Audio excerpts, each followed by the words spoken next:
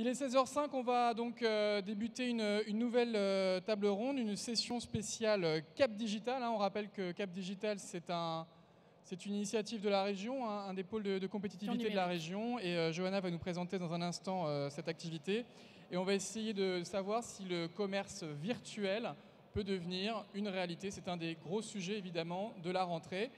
Johanna, on vous laisse avec vos 5 intervenants, donc une table ronde très animée. On se retrouve peut-être dans 50 minutes pour une session de questions-réponses. Tout à fait. Très bien, à tout de suite. Parlez bien dans le micro, tenez-le bien pour qu'on vous entende. Bien. À tout à l'heure. Merci, bonjour à tous et à tous. Bienvenue à cette session spéciale de Cap Digital. Je représente ici donc, ce pôle de compétitivité et de transformation numérique, un réseau de plus de 1000 membres sur le numérique, comme son nom l'indique. Et voici aujourd'hui donc, une représentation des startups qui font de l'innovation dans le domaine du commerce virtuel. Donc on a voulu traiter ce sujet aujourd'hui du commerce virtuel dans un sens assez large, effectivement, autour de tout ce qu'on peut voir comme effervescence autour de la réalité virtuelle, mais aussi plus largement sur de la réalité augmentée, sur du commerce conversationnel, sur de l'essayage virtuel, enfin tous les aspects de virtualisation autour du commerce qui contribuent à transformer le commerce.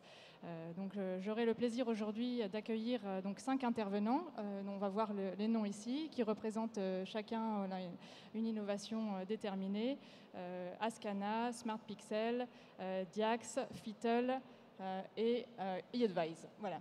Donc merci à toutes et à tous. On va commencer sans plus tarder par la présentation de ces startups.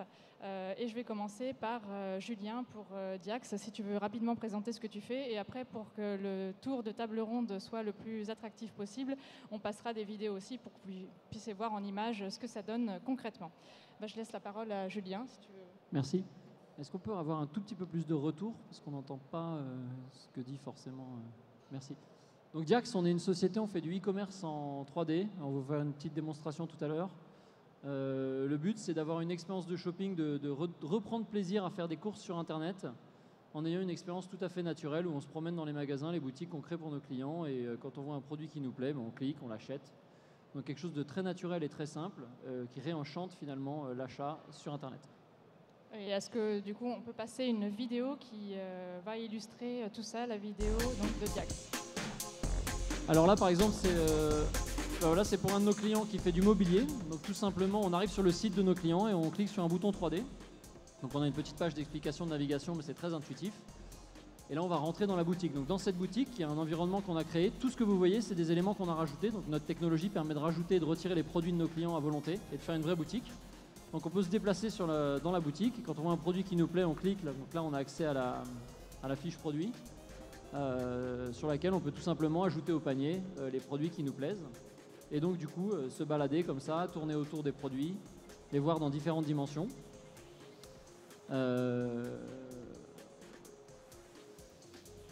Donc si vous avez un masque, un cardboard, donc ce genre de masque à 3 ou 4 euros, vous pouvez l'utiliser et du coup vous avez une expérience beaucoup plus immersive. Et quand vous avez fini vos achats, vous cliquez sur le panier, vous validez et vous pouvez aller payer les produits que vous avez achetés. Donc c'est quelque chose de très simple finalement et très intuitif qui fonctionne sur PC ou avec des masques. Merci beaucoup. Bien, on va passer à Charles pour Fittle. Est-ce que tu veux nous présenter rapidement ce que tu fais avant qu'on passe la petite vidéo d'explication également? Oui, bonjour tout le monde, je suis Charles de Fittle. Fittle, qu'est-ce que c'est? En gros, c'est une société qui développe des solutions pour permettre aux e-commerçants de vendre en ligne avec le même degré de confiance qu'en magasin. Donc en gros, dans un magasin physique, avant d'acheter un vêtement, on va en cabine, on essaye le vêtement sur soi avant de l'acheter. Sur Internet, aujourd'hui, on achète un tout petit peu le vêtement à l'aveugle. Et nous, ce qu'on propose chez Fittle, c'est de pouvoir essayer le vêtement sur soi, en ligne, avant d'acheter. Voilà. Merci. Est-ce qu'on peut passer la vidéo de Fittle, s'il vous plaît? Donc la vidéo présente un peu comment ça fonctionne pour essayer des vêtements en ligne. C'est très simple. Donc l'étape 1 pour l'utilisateur, c'est de se créer son avatar. Il y a une application Fittle qui est disponible gratuitement dans les stores. Et se créer un compte, ça prend 30 secondes. Et ensuite, on pose le téléphone sur un support et on se fait scanner.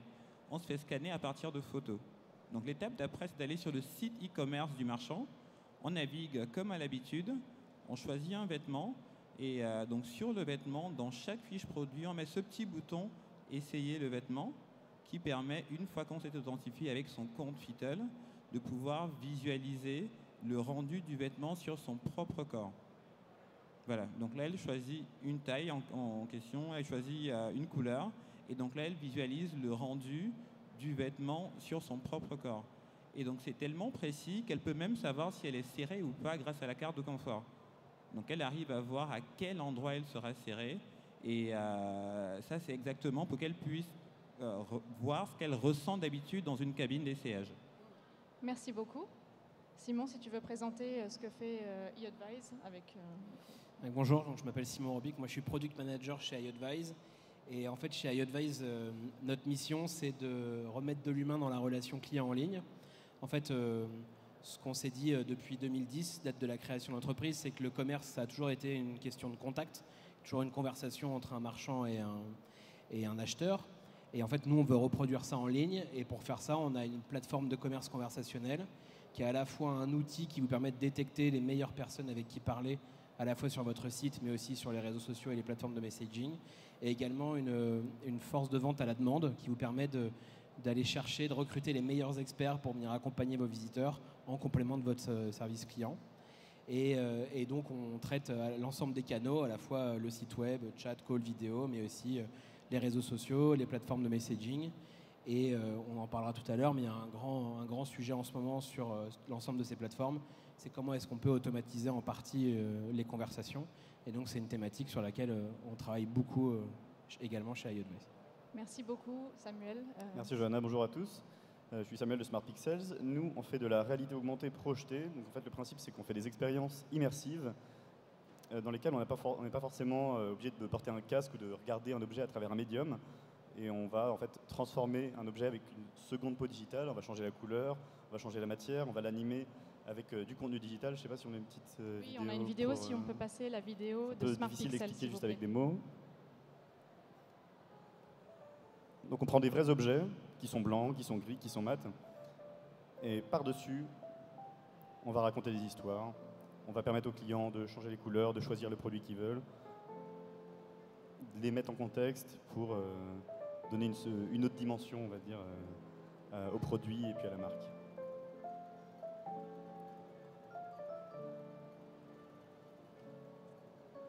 Et on imagine tout type d'interaction. Quelqu'un peut arriver et, avec son smartphone, mais également avec des mouvements, avec des morceaux de texture, avec des applications RFID. Il va pouvoir vraiment s'approprier le visuel d'un objet. Il va pouvoir choisir son visuel, passer d'un visuel à un autre. Il va pouvoir jouer avec de la 3D en quelque sorte.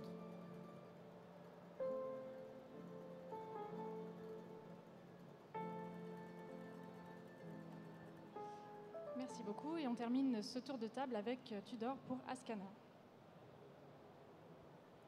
Merci. Alors, je suis Tudor, le cofondateur d'Ascana. Chez Ascana, notre mission, c'est d'éliminer l'hésitation avant un achat ou plus généralement avant tout choix vestimentaire. À la base, Ascana est parti du constat qu'aujourd'hui, de plus en plus de personnes vont demander l'avis de leurs amis ou de leur cercle proche avant de passer à l'acte d'achat. De plus, ce comportement il est augmenté par le fait que généralement l'évolution du rôle du vendeur dans le retail fait qu'il est de moins en moins dans l'accompagnement client. Du coup, notre solution vise à remplir ce vide et à apporter la validation extérieure et le conseil nécessaire aux clients avant de passer à l'acte d'achat. On fait ça plus généralement à travers une application iPhone qui est utilisée aujourd'hui par plus de 150 000 personnes qui vont demander conseil tous les matins avant de s'habiller.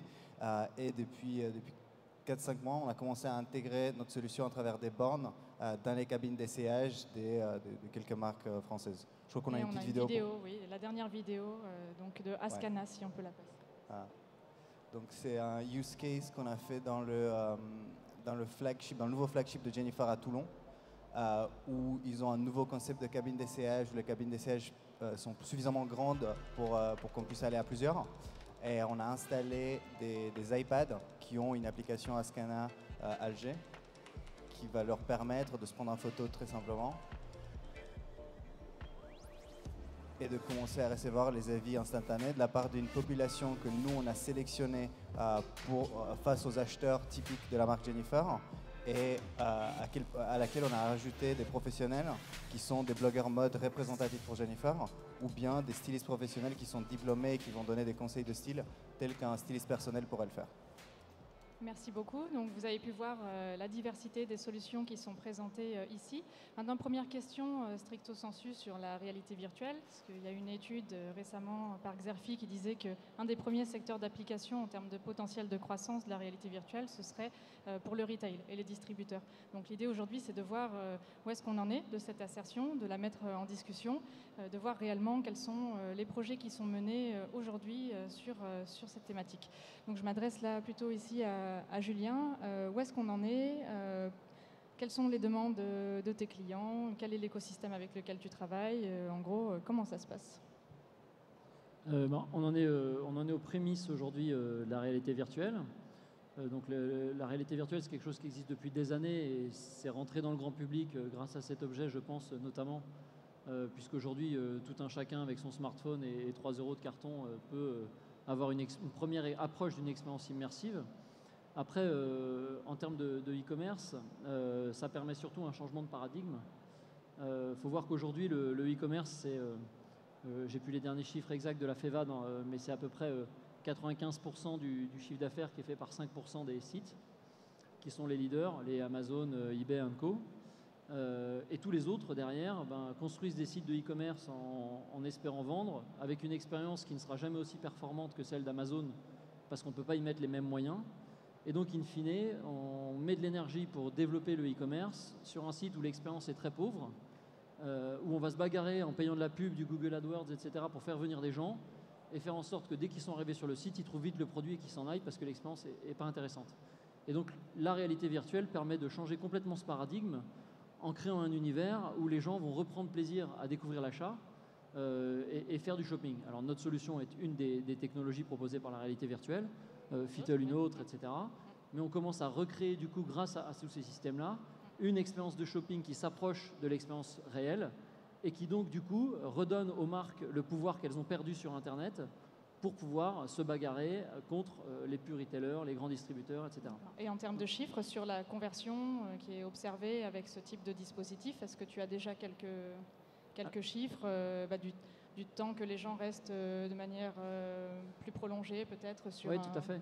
Alors, on a fait des essais, on a fait des tests tout simples. On a donné une certaine somme à des consommateurs. On leur a dit, voilà, vous avez 2000 € pour acheter sur ce site. Et on leur a donné la version 2D, la version 3D. Et en fait, ce qu'on constate, c'est que les gens, finalement, comme ils prennent plaisir à se balader, à se promener, à faire le shopping, restent en moyenne entre 3 et 4 fois plus longtemps sur les sites en 3D. Alors, il y a plusieurs formes. Il y a des formes type ce que vous pouvez voir sur le stand d'Atos, où on a des rayonnages comme dans les hypermarchés Leclerc, etc., qui est une première approche du e-commerce. Et puis, vous avez une autre forme qui est beaucoup plus appliquée pour les marques et où on crée des designs particuliers qu'on vous propose et que d'ailleurs on sera ravis de vous montrer sur le stand de la Poste avec qui on est en partenariat, qui permettent aux gens de redécouvrir la marque, découvrir une nouvelle gamme et passer du temps finalement. Et donc c'est pour ça que les gens restent plus longtemps. Et une dernière question avant de passer à la suite. Un espace de vente en réalité virtuelle, ça ressemble à quoi? Il faut être équipé comment? Un bel espace de vente virtuel pour vous, c'est quoi? C'est comme une boutique en vrai. D'ailleurs ça fonctionne exactement pareil. Pour créer un site virtuel, on crée une boutique. Donc, comme on construirait 4 murs et un décor, on crée une vraie boutique. Et après, une fois qu'on a intégré cette boutique-là, on rajoute et on retire les produits comme on le ferait dans un magasin normal. Donc notre fonctionnement, il est exactement le même que celui d'une boutique en dur. Après, tout dépend de l'imaginaire de la marque pour créer cette boutique-là. Mais ça dure, c'est assez rapide. C'est des choses qu'on fait en un mois ou deux. Et qui donne accès à du commerce un peu différent. Merci beaucoup. Toujours pour rester sur l'immersion, je vais peut-être m'adresser là pour le coup à Samuel de Smart Pixel. Que permet votre solution en point de vente et en termes de chiffres, qu'est-ce que vous pouvez indiquer à vos clients et quelles sont leurs demandes? Alors en termes de chiffres, c'est encore un peu difficile de tirer des conclusions à ce stade. Mais en tout cas, en termes d'expérience, même si on est encore en train de se calibrer dans le domaine, il y a essentiellement 3 choses qu'on va rechercher. Tout d'abord, pour surfer sur cette vague de personnalisation et d'hyper-personnalisation qui est en cours, permettre avec la réalité augmentée d'ajouter un calque virtuel, ça va permettre aussi de s'approprier, d'être reconnu par la marque, d'être reconnu par l'objet, quelque chose qui est absolument impossible de manière fluide, on va dire, en magasin. Donc là, un client va pouvoir s'approprier le produit, il n'est pas sur un site, il n'est pas sur son téléphone, il n'est pas sur son ordinateur chez lui, sur son canapé, il est vraiment en magasin. Donc là, c'est là où la réalité augmentée a un atout. Deuxièmement, dans cette tendance aussi de showroomisation et de magasins qui deviennent de plus en plus petits parfois, on peut, grâce à la réalité augmentée, montrer des gammes entières, montrer des nouvelles collections très facilement, très rapidement. On met à jour une flotte sur 200 magasins en un clic, alors que logistiquement, c'est des choses qui aujourd'hui coûtent très cher et sont donc un frein, notamment pour avoir des retours rapidement sur des nouvelles collections. Et dernièrement, c'est à la fois l'animation et l'information. C'est-à-dire, on arrive en magasin, on n'est pas sensibilisé à pourquoi c'est différent déjà du magasin à côté et pourquoi c'est différent de ce que je peux faire chez moi. Donc c'est une vraie volonté des marques d'exposer des offres particulières, des campagnes à travers la réalité augmentée, parce que déjà ça leur donne une dimension beaucoup plus attirante et surtout les clients ils vont faire beaucoup plus attention. Donc c'est vraiment essentiellement ça les issues aujourd'hui. En termes de chiffres, on est plutôt en termes d'idées, on raisonne plutôt en termes d'idées. Où est-ce qu'on va? Qu'est-ce qui marche pas? En termes de chiffres, il va falloir attendre quelques mois pour qu'on puisse avoir de vraies conclusions, pour qu'on ait des partenariats durables qui nous permettent justement d'évoluer et de rebondir.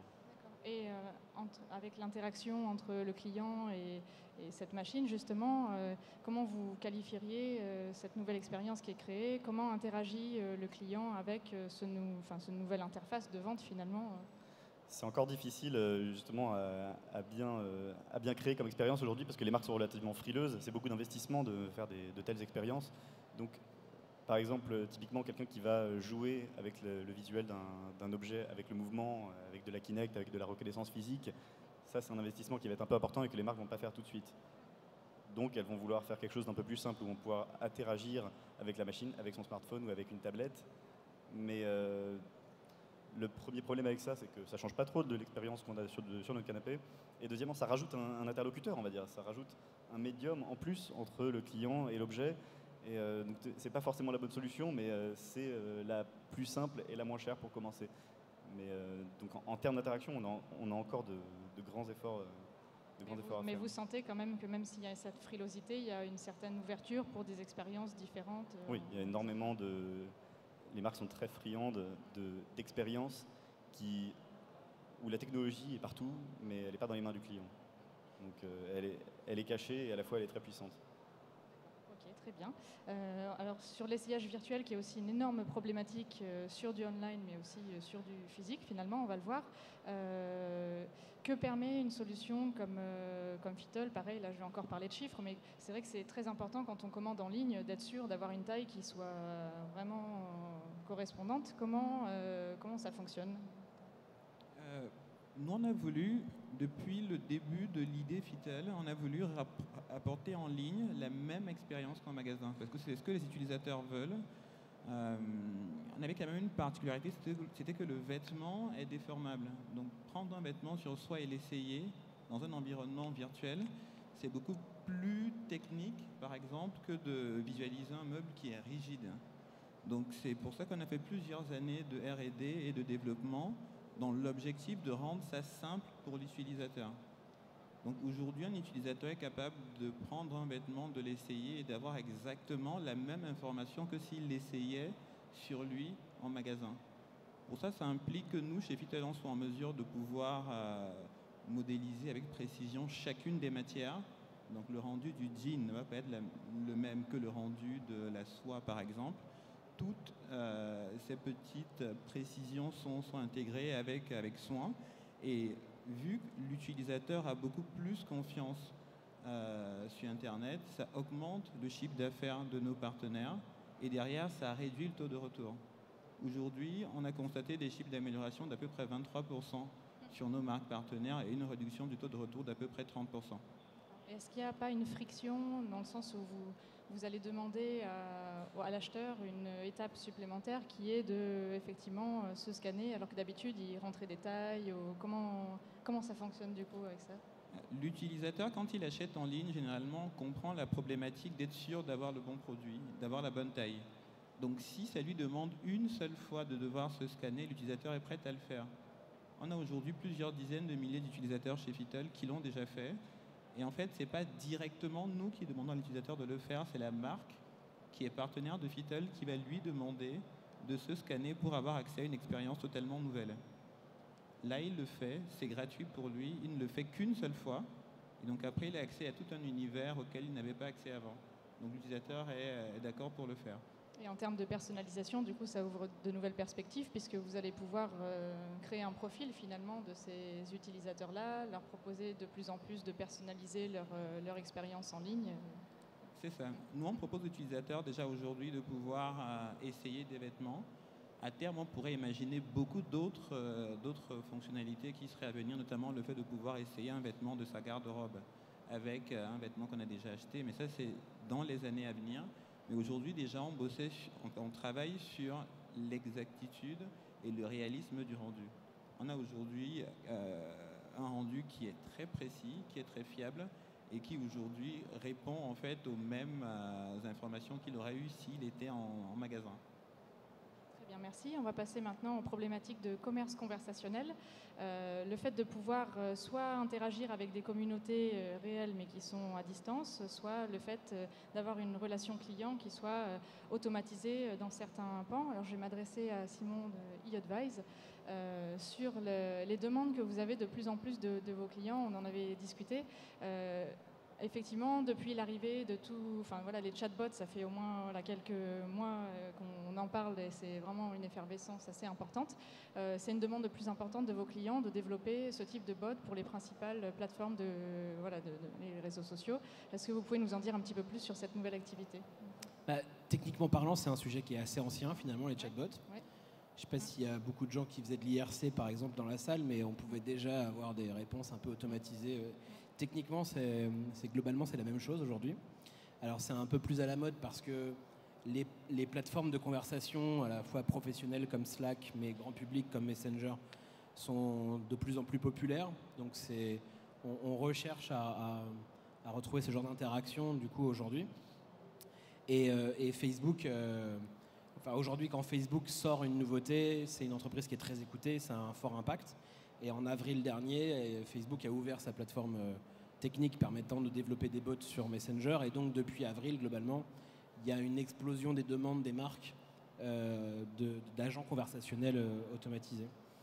Et en même temps, il y a un vrai fantasme qui est né aussi à ce moment-là.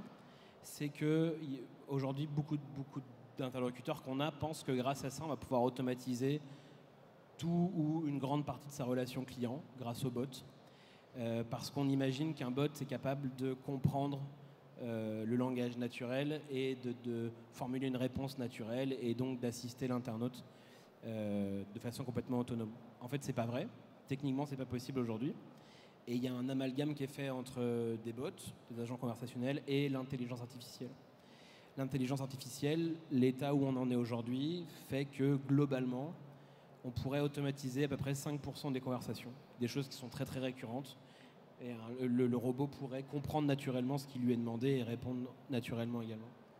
On n'a pas assez de données, et même les gens chez Facebook disent on n'a pas assez de données pour aller au-delà de ça. Alors si Facebook dit on n'a pas assez de données, parce qu'aucune boîte dans le monde peut faire mieux que 5% aujourd'hui d'automatisation sur l'intelligence artificielle. Et c'est un domaine dans l'informatique qui est assez particulier, parce que c'est finalement plus proche des mathématiques que de l'informatique. Et donc on ne bénéficie pas d'une amélioration tous les ans ou tous les 2 ans des capacités de calcul. C'est immédiatement lié aux recherches scientifiques et aux avancées, aux découvertes. Donc on peut peut-être avoir un plateau pendant 5 ans sur l'intelligence artificielle et puis faire un bond parce qu'un chercheur aura trouvé une nouvelle méthode.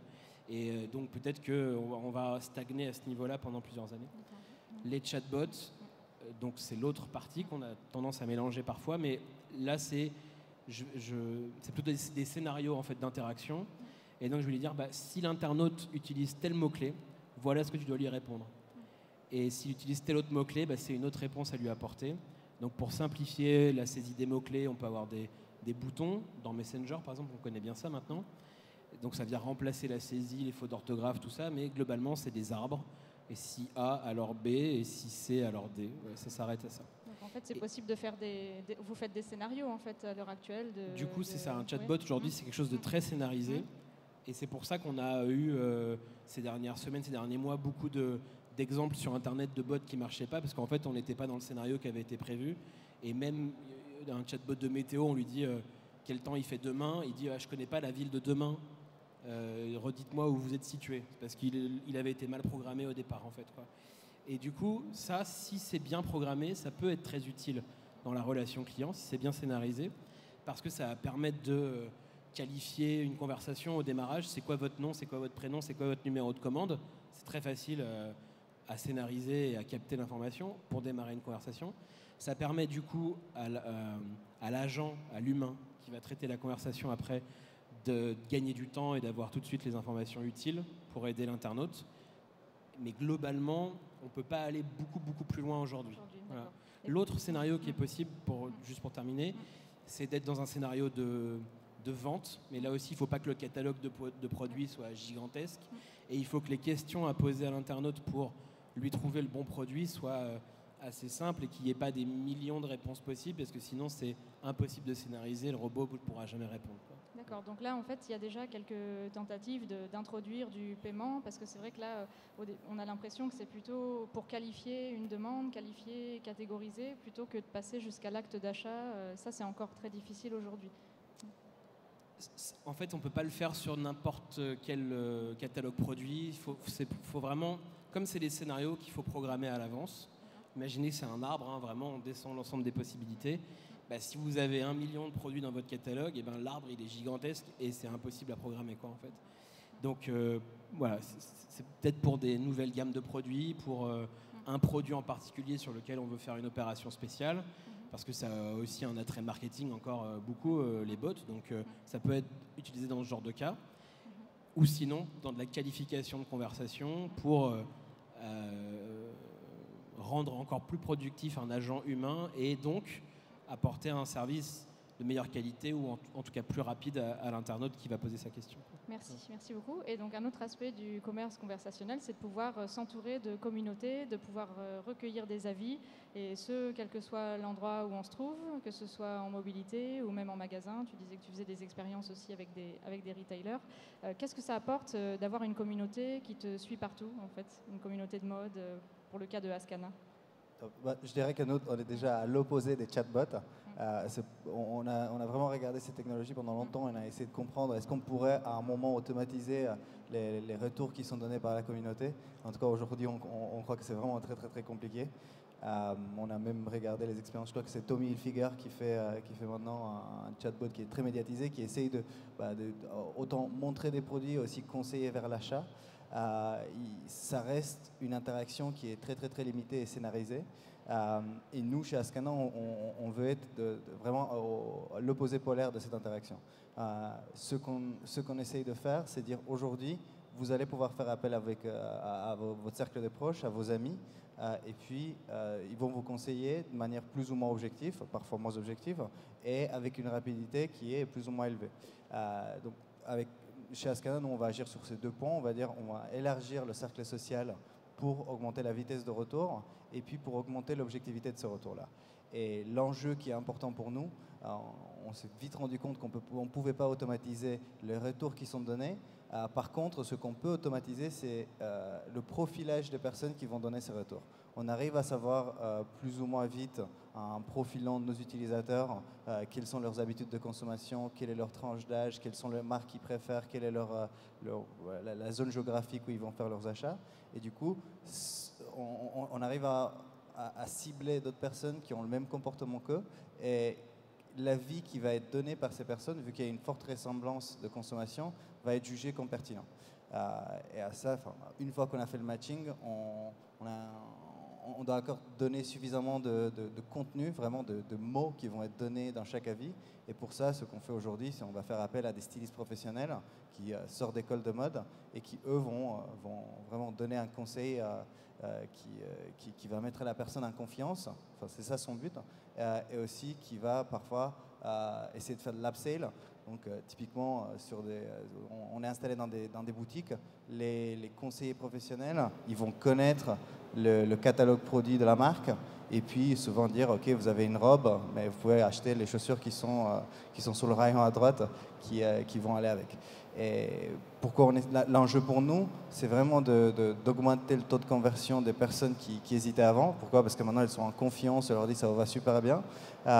Et deux, de faire de l'upsell en disant, voilà, vous le savez peut-être pas, mais il y a un produit complémentaire qui va super bien et qui vous est recommandé par une autorité qui est Ascana, qui est la communauté. Et donc ça fonctionne très bien aussi quand tu as des réponses qui sont rapides, que ce soit sur la communauté en ligne ou dans les tests que vous faites en magasin. Combien de temps tu dois attendre pour avoir une réponse? La communauté, elle fait combien de personnes actuellement? Est-ce que tu peux nous donner quelques... Ouais, c'est un enjeu super important pour nous et c'est aussi, comme je disais, un des moteurs d'ouvrir le cercle social au-delà des amis.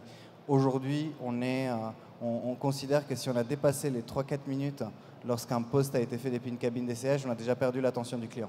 Et souvent, ce qui va se passer, c'est qu'il va quitter la cabine d'essayage, déposer l'objet et se diriger vers la sortie du magasin. Du coup, on l'a perdu. C'est pas complètement perdu parce qu'il a l'email, du coup, il a un intérêt pour le produit, il peut retourner. Par contre, notre KPI, c'est de dire quel nombre d'avis, de commentaires et de likes qu'on peut générer en moins de 3 minutes. Et aujourd'hui, on est à une vingtaine en moyenne, sachant qu'il y a une partie des commentaires qui vont être donnés par des personnes qu'on contrôle nous-mêmes et pas seulement par la communauté. Voilà. Et donc, ce qui est intéressant de voir avec ça, justement, c'est qu'il faut l'animer, cette communauté. Donc, est-ce que vous proposez, vous événementialisez des rendez-vous? Comment vous animez et vous maintenez captif cette communauté de membres chez Ascana? Déjà, à la base, pour nous, c'était une très grande hypothèse de dire que les gens vont vouloir conseiller d'autres gens. Et puis, on a eu beaucoup de chance, cette hypothèse s'est prouvée. Aujourd'hui, on a plus de 27 millions d'avis qui ont été partagés sur la plateforme. Et plus de 99% de ces avis n'ont jamais été rémunérés. Et pourquoi les gens le font? On peut dire parce qu'ils ont envie d'aider d'autres personnes, mais aussi parce qu'on a construit un système qui fait que la visibilité et l'autorité qui est donnée à chaque personne, elle est donnée en fonction des avis qu'elle a émis auparavant et de la pertinence des avis tels que jugés par les personnes qui les ont reçus. Du coup, très simplement, plus on va conseiller sur Ascana et plus on va donner des commentaires, et plus ces commentaires vont être appréciés par la personne qui les a reçus, plus je gagne en visibilité. Et à la base, c'est un modèle forum qui a été utilisé par des forums de codeurs type Stack Overflow ou par des Reddit, que nous, on a repris et qu'on a appliqué un modèle mode où l'appréciation elle est beaucoup plus subjective. Enfin, c'est pas le code fonctionne ou pas fonctionne. Chez nous, c'est est-ce que je trouve que l'avis donné par la personne est pertinent. Voilà. Ce qui est intéressant justement là-dedans, c'est qu'on voit bien le rôle du vendeur qui est en train de complètement évoluer. Le vendeur, il est comme un appui aussi à ce type de communauté quand c'est utilisé en magasin. Et ce qui est intéressant dans les discussions qu'on avait eues avant cette conférence, c'est que plusieurs de vos solutions qui ont commencé sur du en ligne vont sur de l'espace physique. Donc je pense à Fittle, je pense à Ascana. Fittle, pourquoi avoir décliné votre solution, pourquoi vous allez décliner votre solution sur du physique? Quel est le but de ce... En fait, nous, chez Fittle, comme je le disais au début, nous, ce qu'on souhaite, c'est accompagner les e-commerçants dans leur proposition de valeur, dans le fait de vendre des vêtements. Je dis e-commerçants, mais ce sont les marques en général ou les vendeurs de vêtements en général. Donc, qu'ils vendent par Internet ou qu'ils vendent en magasin, souvent, c'est le même interlocuteur. Et souvent, c'est les mêmes clients aussi. Donc, la frontière entre les deux est très, très mince. Je prends l'exemple d'une cabine d'essayage, la cabine d'essayage virtuelle que nous proposons en ligne. Vu qu'elle est accessible depuis le téléphone pour des raisons de responsive, l'utilisateur peut également y avoir accès depuis son mobile, mais en magasin. Donc il peut éventuellement, s'il y a une queue de 20-25 minutes, par exemple, en cabine d'essayage, essayer le vêtement simplement depuis son téléphone au lieu d'aller faire la queue. Donc ça, c'est une des possibilités. Et la deuxième option que nous on propose, c'est également à partir d'un scan du code barre du vêtement, on peut également obtenir la taille qui est recommandée, tout simplement. Donc juste, même sans avoir la dimension essayage, on scanne le code barre et on dit ce qu'il vous faudrait, c'est ce vêtement en taille M ou en taille L. Donc ça correspond en fait aux demandes des e-commerçants qui est de proposer des services à leurs utilisateurs, peu importe leurs canaux. Et plus le temps passe, plus la frontière entre le digital et le physique est en train de diminuer. Donc nous, nos solutions ont cet avantage-là, c'est qu'elles sont capables d'accompagner le client et l'e-commerçant de manière transversale sur les deux canaux. Est-ce que vous êtes déjà en train de faire des tests justement pour étendre cette solution Tout à fait, oui, tout à fait. Suite à des demandes qu'on a eues de certains de nos partenaires, En plus, ça nous paraît, il n'y a pas énormément de développement à faire, de développement technique. C'est surtout rendre la solution transposable également en magasin pour nos utilisateurs. Et sur ce rôle du vendeur, je ne sais pas si l'un d'entre vous veut intervenir sur le fait que sa solution bouleverse ou pas justement le rôle du conseiller en magasin. Pour nous, il reste indispensable. On a aussi une solution qui fonctionne dans les magasins où on permet d'agrandir les magasins. Donc, on crée un magasin virtuel qui finalement est à l'image de celui dans lequel les clients se promènent. Et pour les produits que le commerçant n'a pas pu exposer, on va les exposer dans un monde virtuel. Et donc, l'utilisateur arrive. Et pour les produits qui ne sont pas disponibles, on va lui remettre un masque dans lequel il va pouvoir voir, comme si c'était la réalité, le produit en question. Et le vendeur reste essentiel parce que c'est quand même lui qui fait l'accueil, la présentation, l'explication. Et donc, finalement, le dernier manque, c'est cette relation humaine qu'expliquait très bien mon collègue, c'est qu'on n'arrive toujours pas à remplacer l'intelligence humaine dans la compréhension.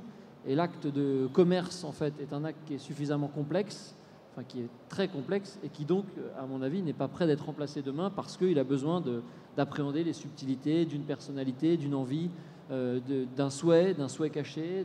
Et souvent, les gens viennent avec des besoins qui ne sont pas ceux qu'ils expriment. Et donc, l'être humain reste indispensable. Par contre, la technologie apporte un plus dans l'acte de commercialisation parce qu'avant, nous, typiquement, nos clients, le produit n'est pas disponible en magasin, c'est pas grave, vous inquiétez pas, on a une boutique à 250 km, vous pouvez aller le voir dans cette boutique, il est disponible. Aujourd'hui, ce type d'argument ne tient plus, le client n'a plus du tout envie de l'entendre. Et donc, on donne des moyens technologiques pour répondre à ça. On ne remplace pas du tout le vendeur. En fait.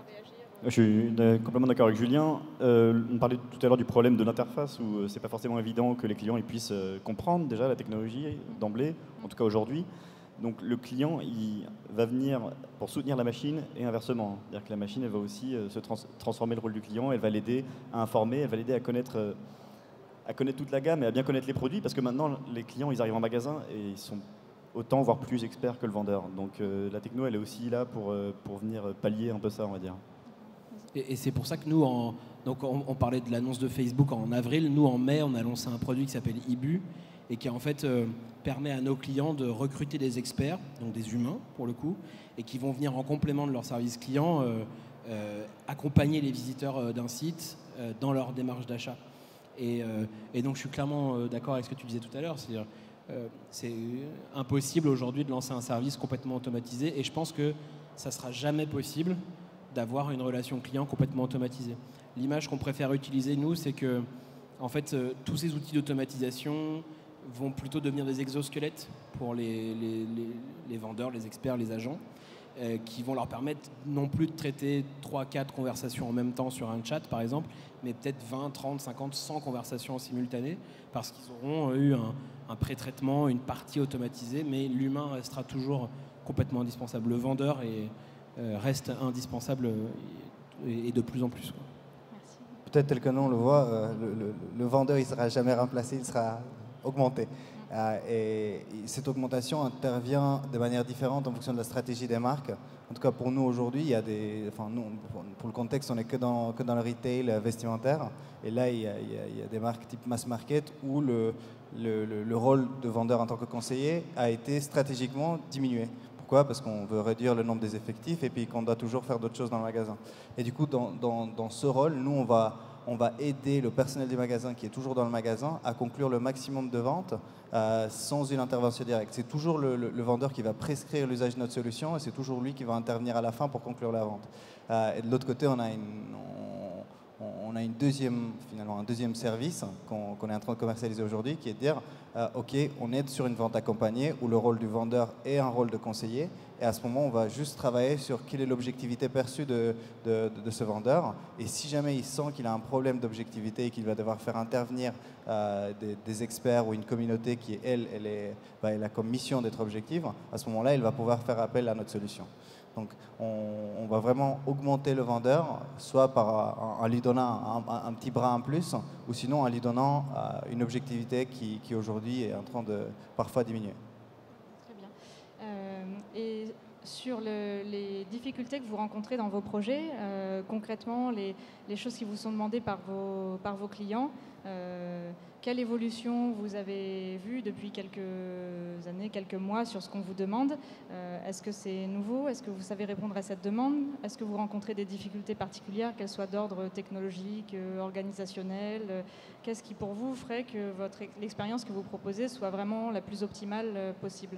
C'est une question pour tous. Si vous rencontrez, je laisse. Nous, on a un peu de pédagogie à faire du coup sur cette différence entre un bot et l'intelligence artificielle. Donc ça, maintenant, ça fait quelques mois qu'on le fait et nos interlocuteurs commencent à bien le comprendre et à se rendre compte qu'on ne va pas pouvoir tout automatiser et que l'humain est encore hyper important.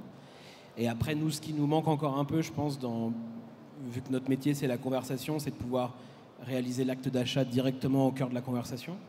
Donc là, on sait que les grandes plateformes, elles travaillent sur les systèmes de paiement sur Messenger, par exemple. Il y a des tests aux États-Unis. WeChat, qui est leader en Chine, permet déjà de le faire directement dans l'application. Et ça, c'est ce qui nous permettra, en fait, finalement, de détecter le besoin dans un tweet, d'engager la conversation, de la continuer en chat ou sur Messenger, de faire l'achat dans la même conversation, et puis de faire le service après-vente aussi au sein de cette conversation, donc de ne pas avoir à la quitter, même s'il y a des petits morceaux automatisés ou pas au milieu de ça, c'est pas important, mais ce qui nous manque, nous, encore aujourd'hui, c'est peut-être le paiement sans quitter la conversation. Je crois que pour nous, la difficulté est le fait qu'on est dans le physique et c'est beaucoup plus compliqué de faire un suivi du client et de vraiment avoir des chiffres qui sont à jour. Typiquement pour nous, un vrai problème qui semble assez facile à quantifier en e-commerce, c'est le taux de transformation ou bien le taux de conversion en physique. En retail, aujourd'hui, c'est un chiffre qui est très, très, très compliqué à avoir. Donc les mesures de performance et puis le gain, enfin calculer quel est le gain incrémental d'avoir une solution comme la nôtre peut être calculé vraiment de manière épisodique. Et on ne peut pas dire, OK, tous les mois, on sait qu'on a de manière systématique apporté 5%, 10%, 20% de ventes en plus.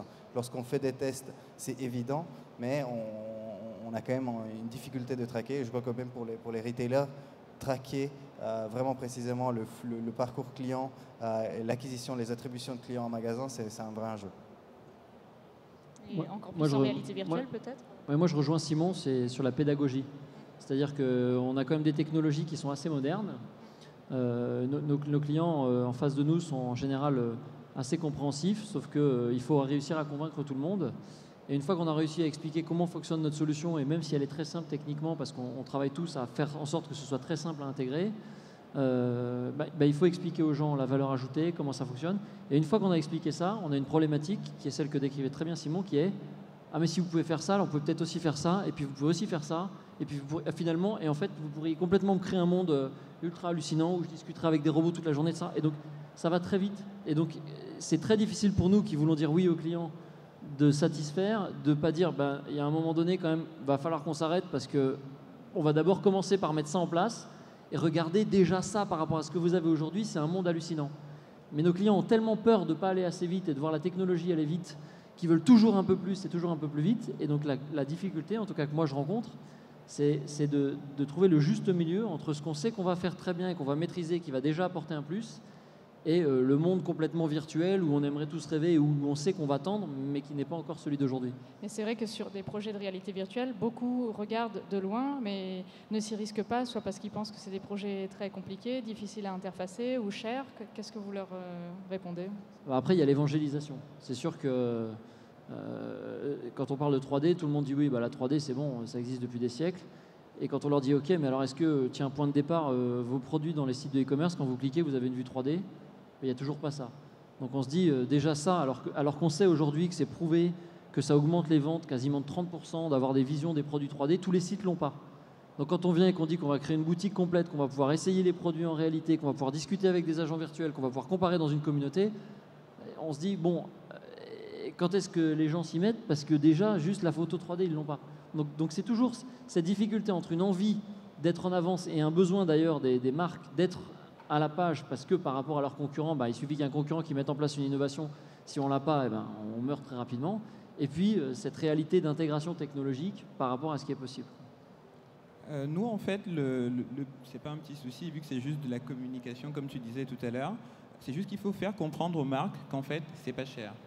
Pour les marques, en gros, c'est génial, c'est le produit qu'il leur faut. Mais il y en a plein qui n'osent pas nous contacter parce qu'ils disent ouais, ça a l'air très bien, mais ça a l'air très cher tout ça.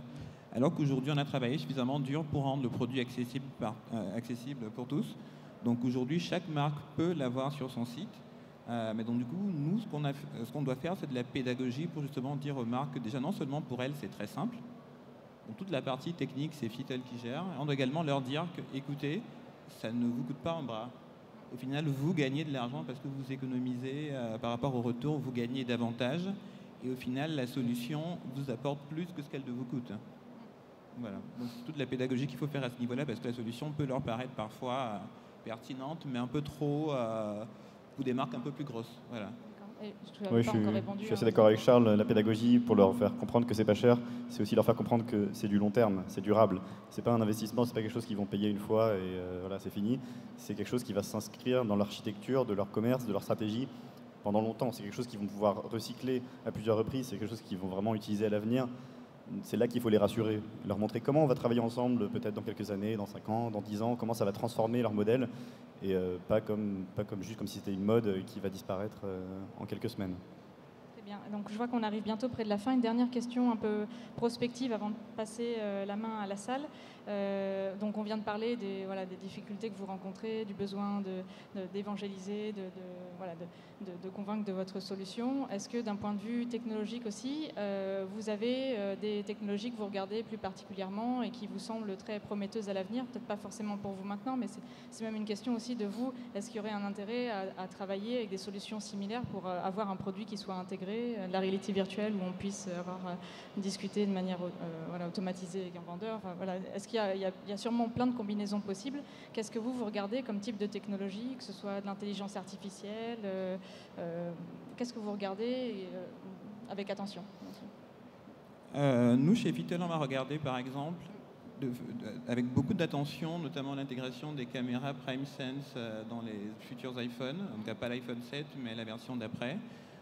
C'est un peu les mêmes capteurs qui sont utilisés pour la Kinect et qui vont bientôt être démocratisés, qui permettront de pouvoir se scanner encore plus facilement et avec une précision qui sera encore plus élevée.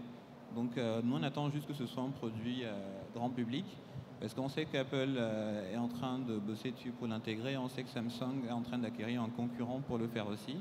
Donc je pense que d'ici pas longtemps, on aura cette technologie-là qui sera embarquée sur tous les téléphones et qui du coup améliorera encore l'expérience utilisateur. Nous, on regarde Tango beaucoup. Après, de manière... Si tu veux expliquer un petit peu. Tango, c'est un système sur un téléphone qui vous permet de cartographier en 3D, de recréer un modèle 3D de tout ce que vous voyez. Donc, vous passez comme ça et ça modélise en 3D, en live, quasiment en instantané, tous les éléments. Donc, c'est sûr que pour faire des magasins, pour faire des boutiques, pour faire plein d'objets 3D, pour faire de l'image, quand on mélange une photo avec un modèle 3D, on arrive à faire des choses très réalistes. Donc, on regarde ça avec beaucoup d'attention. Et après, de manière générale, ce qu'on regarde, c'est tout ce qui est mobile, parce que les ventes aujourd'hui, je crois on a passé les 40% d'achats sur mobile versus ordinateur. Et donc, le client, l'usager, qu'est-ce qu'il a? Il a son téléphone portable. Donc, tant qu'une techno, elle n'est pas intégrée sur un mobile, pour nous, c'est un peu limité. Dès qu'elle arrive et qu'elle est vendue en standard sur le mobile, il faut qu'on soit à la page et il faut qu'on l'intègre dans notre solution. Donc, quand on est dans l'imagerie, on va regarder effectivement des caméras, les systèmes de caméras, de tracking d'images. On peut être sur le son, on peut être sur... Et donc c'est essentiellement les technologies portées sur les mobiles qu'on surveille. Est-ce que vous voulez répondre à cette question? Je parlais d'intelligence artificielle tout à l'heure, tout ce qui est autour du machine learning, etc.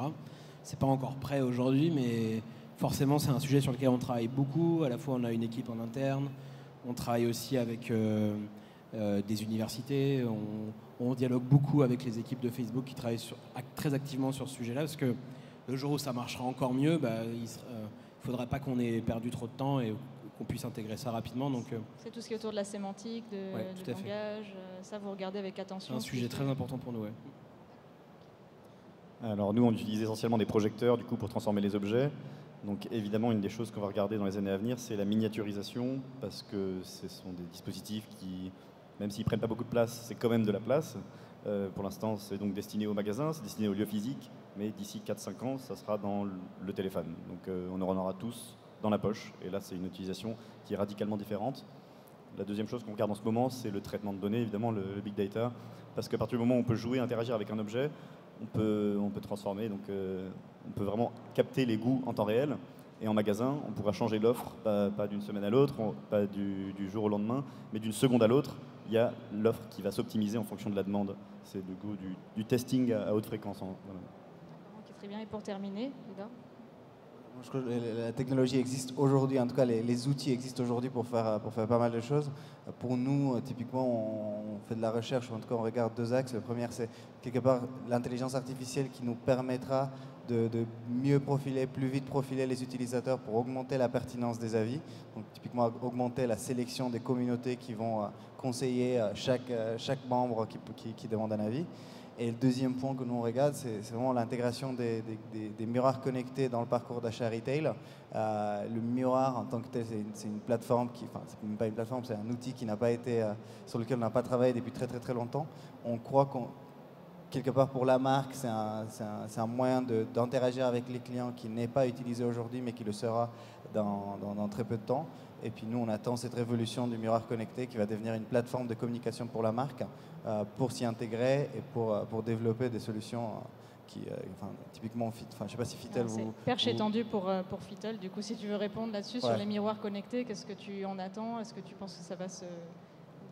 Par rapport aux miroirs connectés, effectivement, c'est une tendance qui est actuellement... Bon, nous, Fitel, on n'a pas pris ce parti-là parce que le miroir connecté, même si c'est très bien, présente deux petits avantages par rapport à la solution Fitel. Le premier, c'est déjà le miroir connecté. Il faut être devant le miroir pour avoir un résultat. Donc, en gros, notamment, il faut disposer d'un miroir connecté qui est quand même assez onéreux.